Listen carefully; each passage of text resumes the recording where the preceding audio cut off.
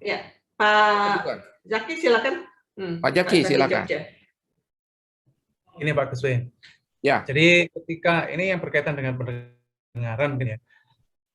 Ini ketika kita mau greeting gitu ya kepada konsumen. Nah, kadangkala kalau kita tidak bisa mengidentifikasi konsumennya itu karakternya seperti apa, kita greeting nanti malah mereka merasa terintimidasi atau merasa tidak nyaman. Nah, greeting pun saya pikir ada cara-cara tertentu di mana tidak semua orang harus kita kasih greeting yang sama gitu ya. Mungkin bagaimana Pak Guswe untuk mengidentifikasi konsumen sehingga kita bisa melakukan servis yang berkaitan dengan pendengaran itu supaya sesuai dengan kebutuhan konsumennya itu. Itu mungkin Pak Guswe. Greeting umum, welcome. Di mana salahnya? Orang masuk ke toko kita, kita bilang, welcome Ya, ke. selamat datang. Selamat datang di, nama toko Anda apa? Pak Zaki? Oke. Yes. Nama toko Anda apa? Toko Safira. Selamat datang di Safira. Selamat datang di toko Safira. Selamat datang di toko Safira. Siapapun meneriakkan itu. Salahnya di mana? Kok itu intimidasi?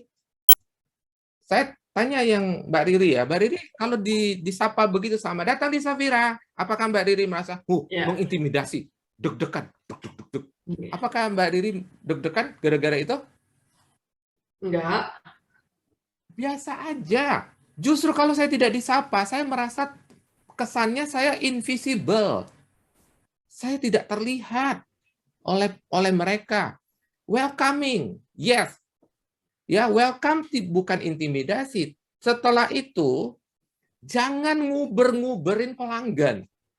Ya, jangan membuntuti. Ya, Mbak, bisa dibantu? Mbak, bisa dibantu cari apa, Mbak? Ini jangan lakukan itu. Itu baru intimidasi. Ya. Kita harusnya apa setelah itu? Standby, ya, siap.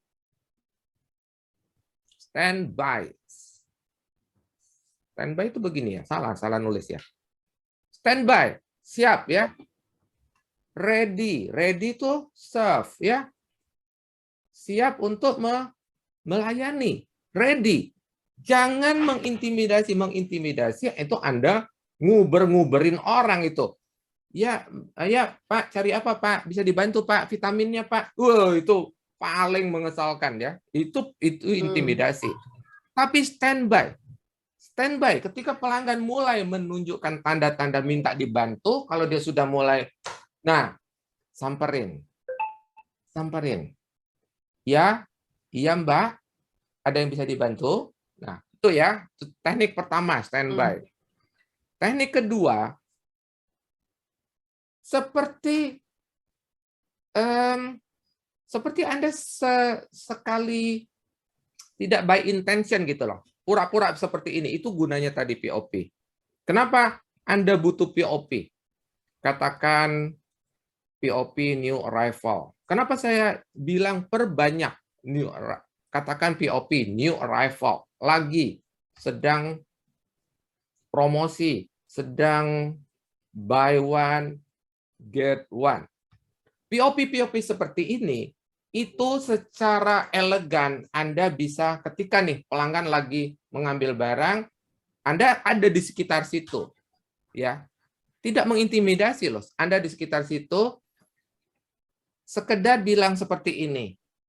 Ibu, ini adalah koleksi terbaru kami. New arrival. Bu, ini produk terbaru, lagi banyak dicari. Apakah itu mengintimidasi? Tidak. Itu informasi. Kadang-kadang kita tidak ngeh, kita lagi pilih-pilih, kita tidak ngeh bahwa ada POP yang harus diperhatikan. Karena begitu banyak POP, barangkali kita tidak aware bahwa ini adalah POP new arrival.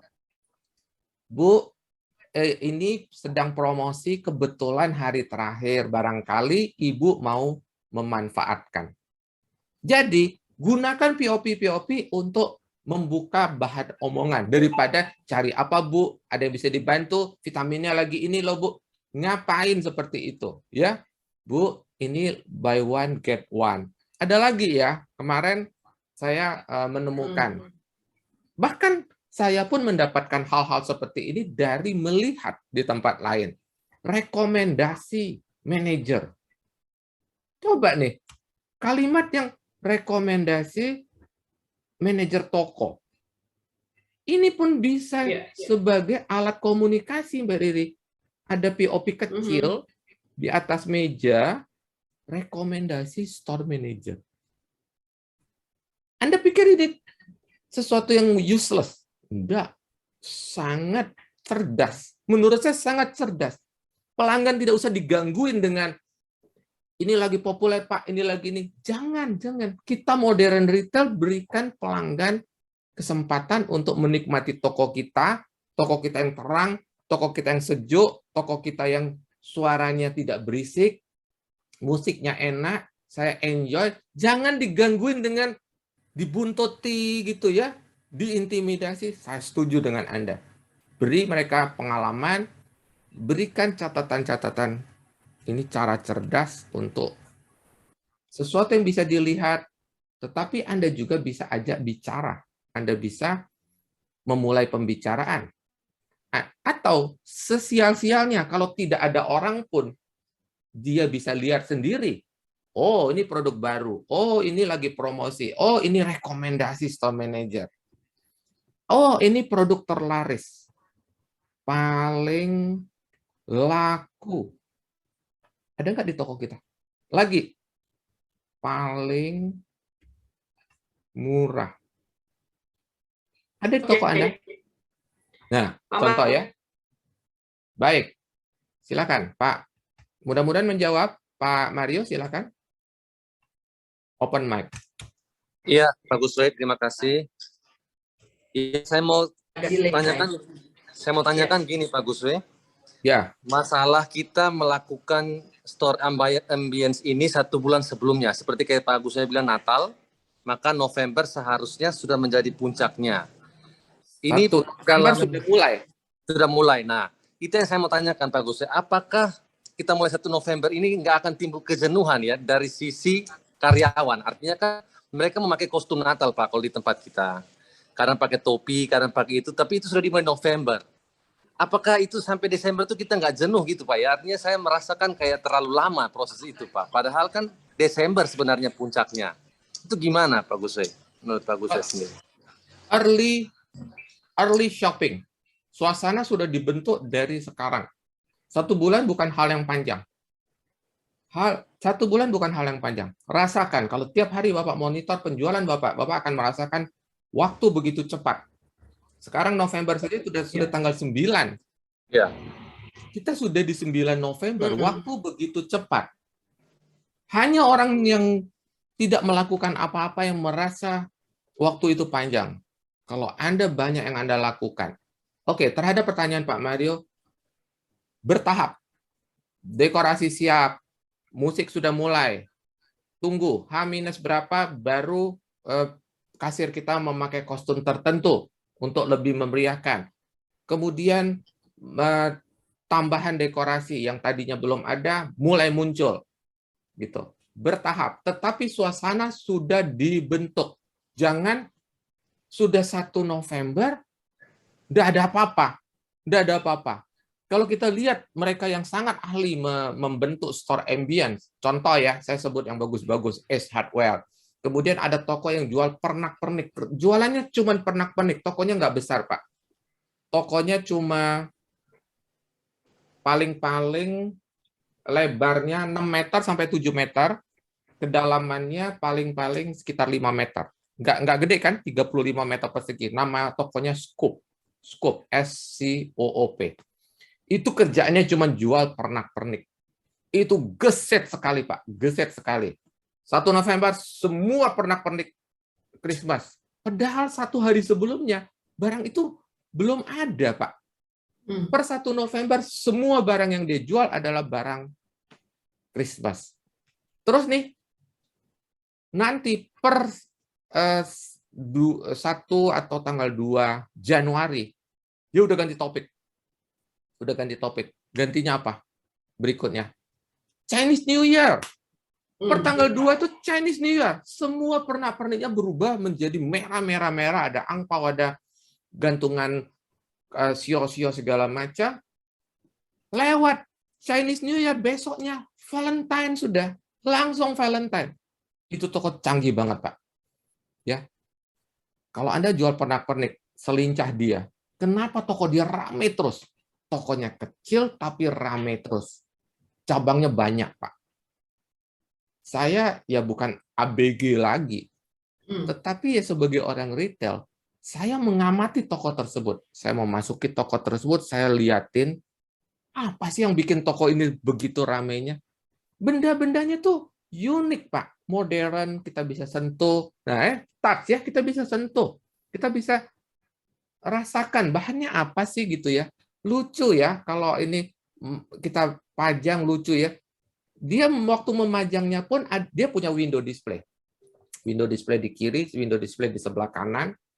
Di situ dia sudah mendekor. Jadi itu pertunjukan dia pertama sebelum pelanggan masuk. Itu kenapa window display penting. Orang lewat lihat, ih lucu ya. Ada yang dia pajang di situ, lalu orang masuk.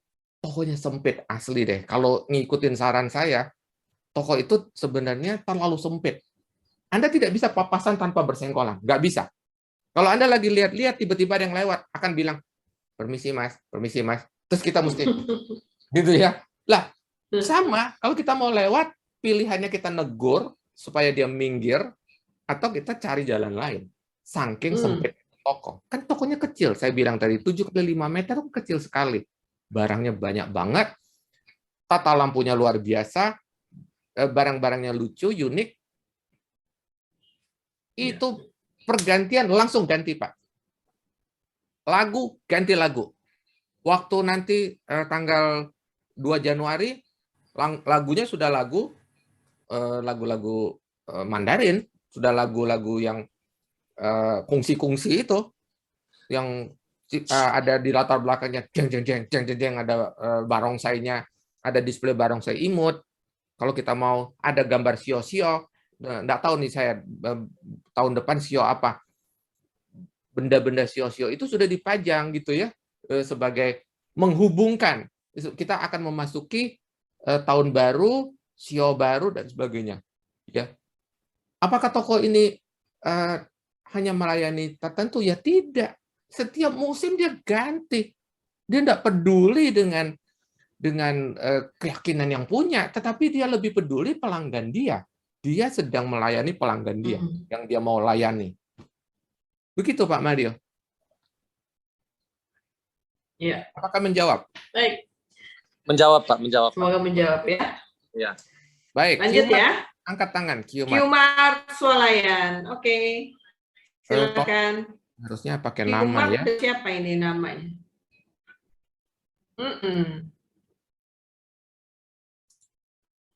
Harusnya pakai nama ya. Nama Anda kan bukan sesuatu yang harus disembunyikan ya. Iya. Ini kepencet apa gimana? Ya, Barangkali kepencet. Ada pertanyaan kepencet ya. Ada dari chatting ada, Mbak Riri? Ini banyak nih. Pak Aditya Happy Gus Wai, Pak Aditya Happy Kurniawan. Pak Gus Wai, bagaimana cara membuat store ambient di lingkungan mayoritas atau minoritas? Misalkan di daerah mayoritas, cara menciptakan store ambient untuk session minoritas gimana? Saya yakin meskipun di daerah mayoritas, di daerah yang mayoritas katakan dengan agama tertentu, apakah di sana sama sekali tidak ada? Kemudian, apakah suasana seperti tadi itu membuat orang Indonesia yang tidak merayakan Christmas itu tidak berangkat ke Singapura? Kenyataannya tidak. Biasa banget saya melihat, kalau kita lihat ya, ada orang Indonesia di negara lain ya. Anda tahu kok itu orang Indonesia? Percaya nggak? Ketemu orang Indonesia di negara manapun, Anda tahu kok itu orang Indonesia. Apalagi kalau di Singapura. Di Singapura itu ya, kalau sudah November, Desember, kalau mau murah, berangkat itu November, jangan Desember. Segala sesuatu mahal di di Desember. Berangkat di November. Mereka light up tanggal 13 contohnya. Orang-orang sudah berangkat di tanggal 13. Tanggal 10 sudah nyampe ke sana. Banyak nggak orang Indonesia di sana? 6 dari 10 orang kita ketemu itu orang Indonesia. Masuk ke mall, ke food court, hampir pasti Anda akan ketemu orang Indonesia. Masuk ke, katakan mall, masuk ke shopping center yang terkenal seperti Takashimaya, hampir pasti 5 dari 10 orang itu orang Indonesia.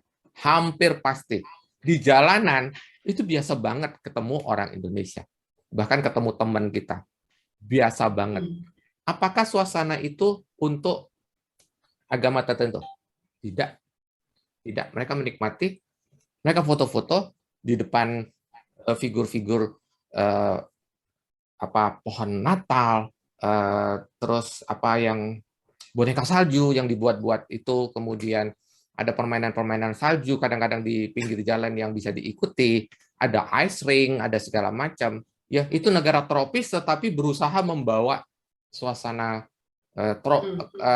Christmas in tropic mereka bilang ya. Kadang-kadang mereka temanya, pernah di suatu tahun mereka temanya itu yang waktu itu loh lagi zamannya Frozen, ingat nggak ada film Frozen? Wah, itu sepanjang jalan itu bertemakan Frozen.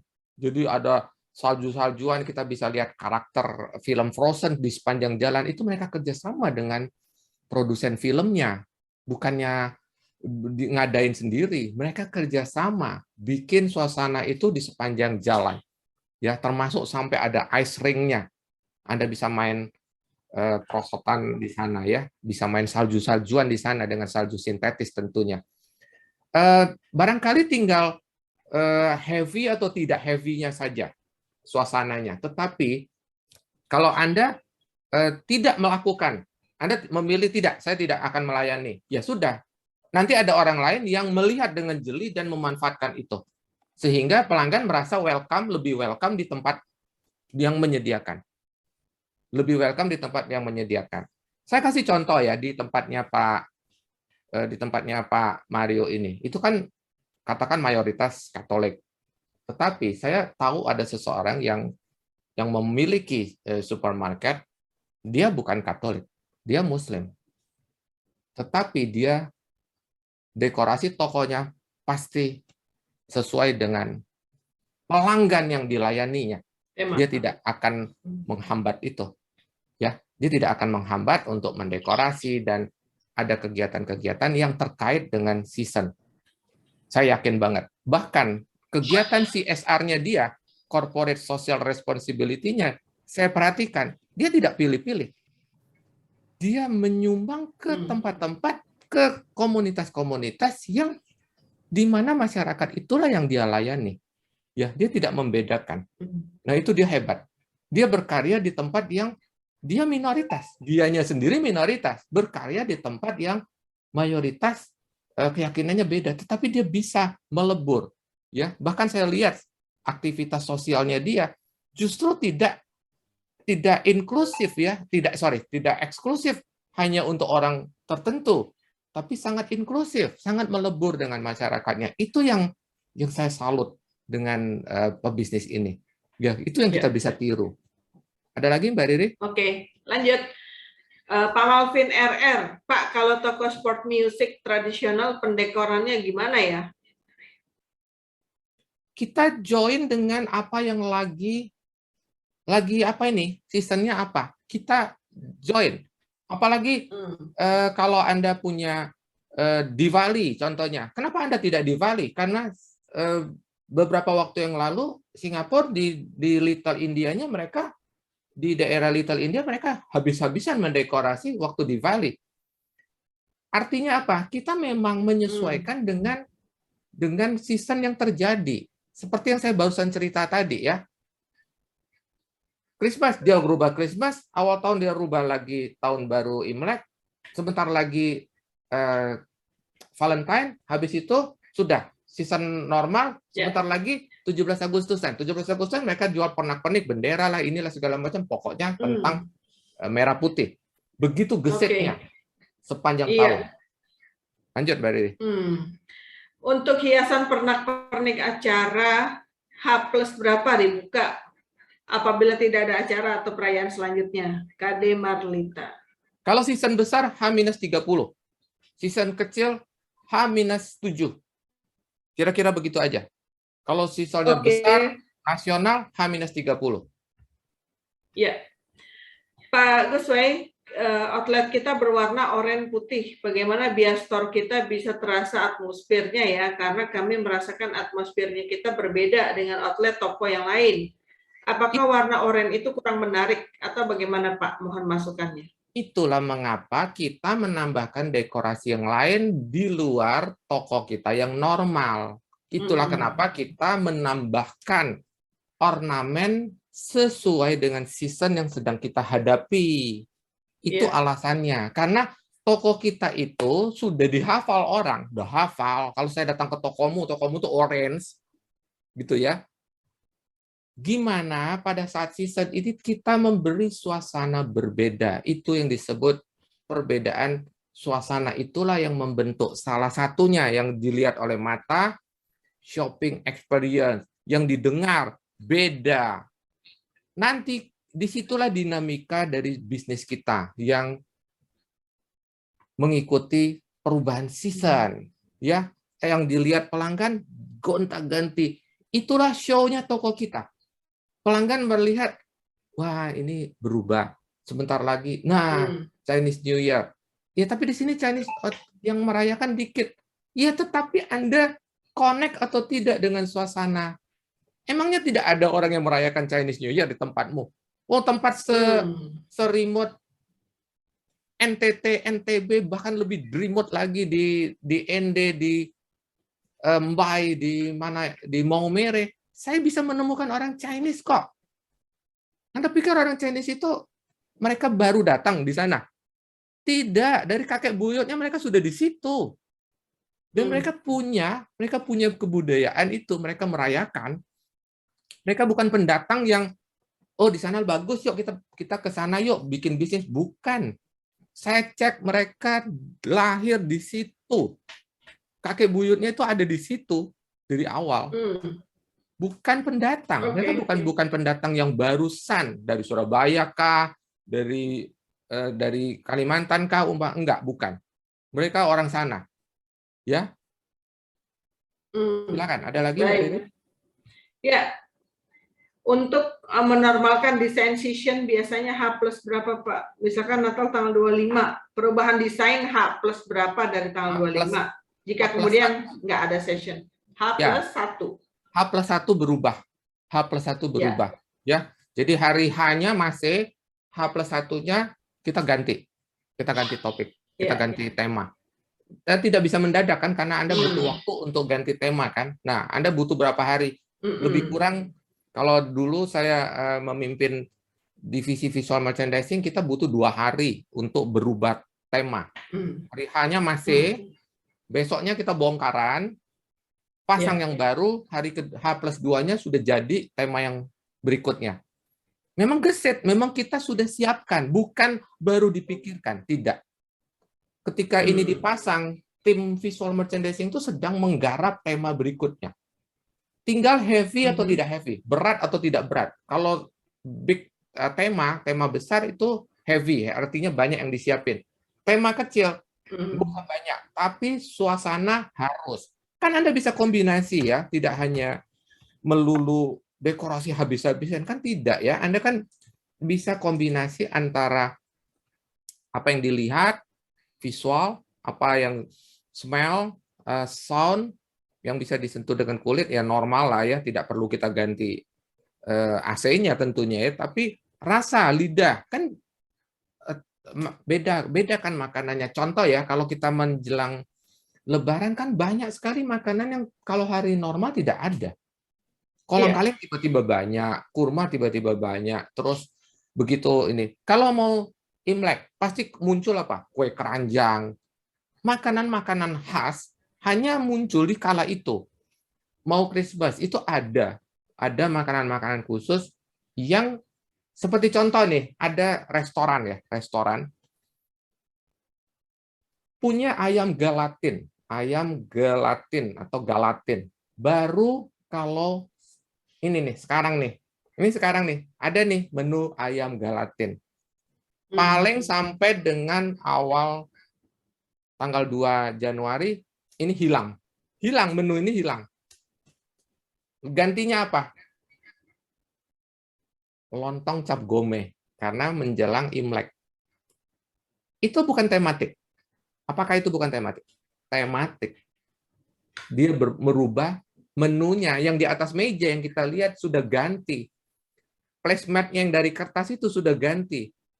Lontong cap gome, apalagi. Sebentar lagi bulan puasa toh? Ganti. Ganti lontong ayam opor dengan rendang, dengan apa. Begitulah kita dinamis ya. Kita ini sebagai peritel, kita harus dinamis. Baik, Mbak Riri, masih ada? Oke. Jelas ya. Ya, sepertinya sudah habis nih. Baik, sudah habis habis ya. waktunya. Terima kasih. Giveaway akan kami umumkan seperti biasa, Mbak Riri. Kita umumkan via Retail Zoom S WhatsApp Group Retail Zoom S, gitu ya. Tidak akan kita umumkan di sini. Oke. Jadi Bapak Ibu silakan ya. Nanti ditunggu siapa yang berhasil mendapatkan giveaway. Nah, kita lihat poolingnya, Pak. Silakan. Pooling. Mbak Riri, bacakan silakan. RZA 34. Sejak mendengar materi store ambient, manakah yang paling menarik untuk Anda ya? Store ambient mana yang akan segera perbaiki? Bisa pilih lebih dari satu. Ini yang menjawab visual. Segala sesuatu yang bisa dilihat 88%. Kemudian suara yang bisa didengar itu 35%, aroma yang bisa dicium itu 33%, kulit yang bisa dirasakan oleh kulit atau sentuhan 16%, dan rasa yang bisa dirasakan oleh indera pengecap atau lidah 18%. Yang nggak tahu 2%. Belum mendengar barangkali ya, yang tidak tahu itu belum pernah mendengar. Ya. Pertanyaan kedua, aspek store ambient mana yang sudah diperbaiki? Bisa pilih lebih dari satu. Visual, ini 89%. Berarti, 69%. Berarti ini, ya, terkait dengan tema-tema sebelumnya berarti ya Pak, termasuk lumire, pencahayaan dan sebagainya ya. Suara, 49%, aroma 20%, kulit tata udara 20%, rasa 14%, dan belum ada 8%. Belum ada yang dirubah. Oke. Belum ada yang dirubah. Belum mau, belum sempat, atau menganggap tidak penting. Ya, karena udah laku gitu kan. Terus yang ketiga, menjelang season, apakah Anda melakukan perubahan suasana toko dari store ambient? Salah satu yang dibahas di atas. Iya, tapi belum selesai. Itu jawabannya 53%, artinya 27 orang dari 51 ya. Padahal peserta kita 62 ya, yang ngisi cuma 1 orang. Belum, tapi ada rencana itu 35%, tidak ada rencana 4%, dan sudah selesai 8%. Demikian hasil pooling kita RZA 34. Pak Kris. Ya, baik. Terima kasih atas mengisi poll. Saya ingin sedikit mengomentarin ini, Mbak Riri.